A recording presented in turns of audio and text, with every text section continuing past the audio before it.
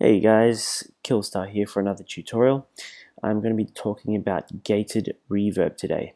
So what is gated reverb? Basically, it's an audio processing technique usually applied to drums to make them sound more powerful or punchy while keeping the overall mix clean and transparent sounding. The effect was made popular in the 80s by artists like Phil Collins, and it's made using a combination of two main things.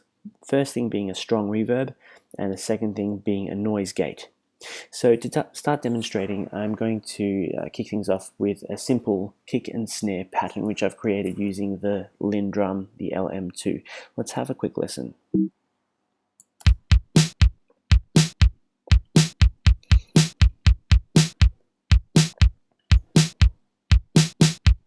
So pretty straightforward, nothing too interesting just yet. They're both dry, and in this example I'm just going to be working with the snare. First thing I'm going to do with the snare is send that out to bus 1. That bus is going to be called gated verb, and I'm going to add a reverb on there to start off with. Pretty simple start. Let's go to Voxengo, old school verb. This is actually a free reverb plugin which is quite good. I'm going to put a link to this one in the description for you guys. So let's send this out to the auxiliary channel, and let's mute the dry, pump up the wet, so we're only hearing the wet signal on this gated reverb channel. And maybe we'll change the time to about 2.5 to 3 seconds. Let's have a listen.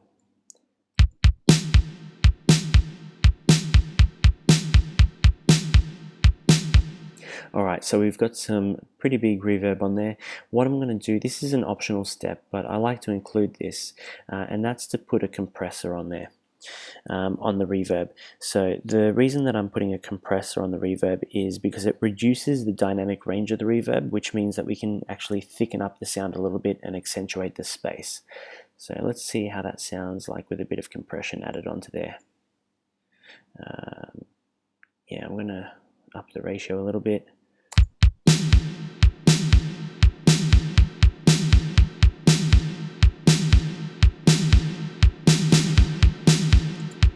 Excellent. So we have a pretty thick reverb sound happening right now. The only issue with this is that the tail on the reverb is fairly long, so that actually bleeds into the next note and makes the whole mix overall more muddy sounding, a bit more clashy. So that's where we solve the issue with the almighty noise gate. Let's have a look at what the noise gate does. So let's go to the Logic noise gate. It may seem a little bit confusing at first, but it's a fairly simple concept. So what does the noise gate actually even do? In its most simple form, the gate is a device which mutes a signal which, whenever its level falls below a threshold set by the user. So it listens to the volume of everything else coming into the gate, and if it's, say, below this threshold here, if it's softer than this value here, it's going to be muted. You're not going to hear it, or it's going to be, attenuated to some degree. And the reduction is actually shown here.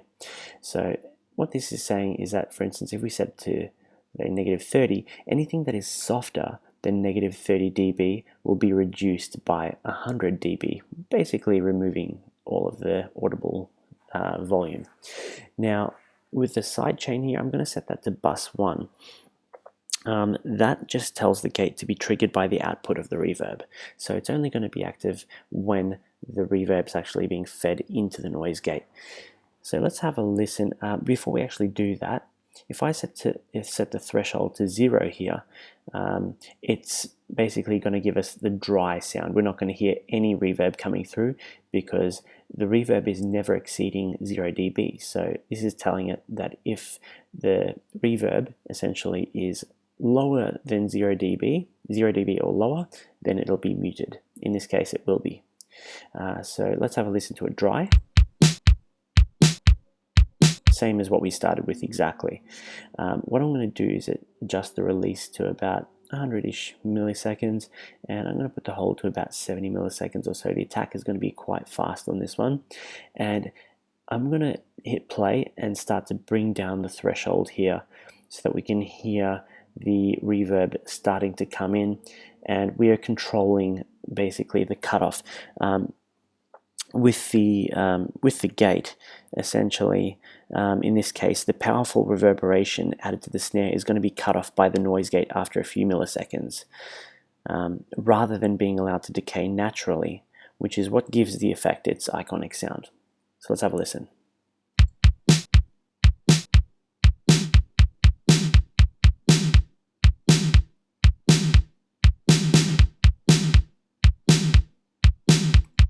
Excellent. Now we've got some pretty iconic snares happening, 80s snares happening here. I'm going to show you what it sounded like without the noise gate.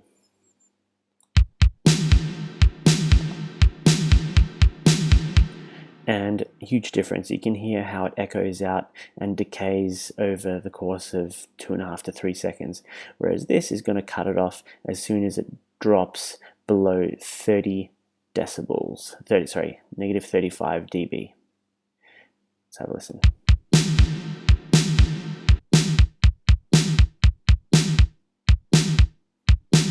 So as soon as that reverb is decaying to that point there, it's being muted and cut off abruptly. And that's what gives the gated reverb its iconic sound. That's basically it, guys. You can hear the difference the effect has on the drums, and I'm sure you guys will be able to give this a shot. And you can find it to be a useful tool to getting that iconic 80s sound in your drums. So feel free to pop down your thoughts in the comments. Based on the demand, I may be doing some more of these videos in the future, so please drop some comments on what you'd like to see me cover next. Of course, feel free to like and subscribe, all that regular stuff, obviously to show your support, and be sure to check out the links to my SoundCloud and other social media pages in the description. Alright, thanks for watching, guys. Stay classy.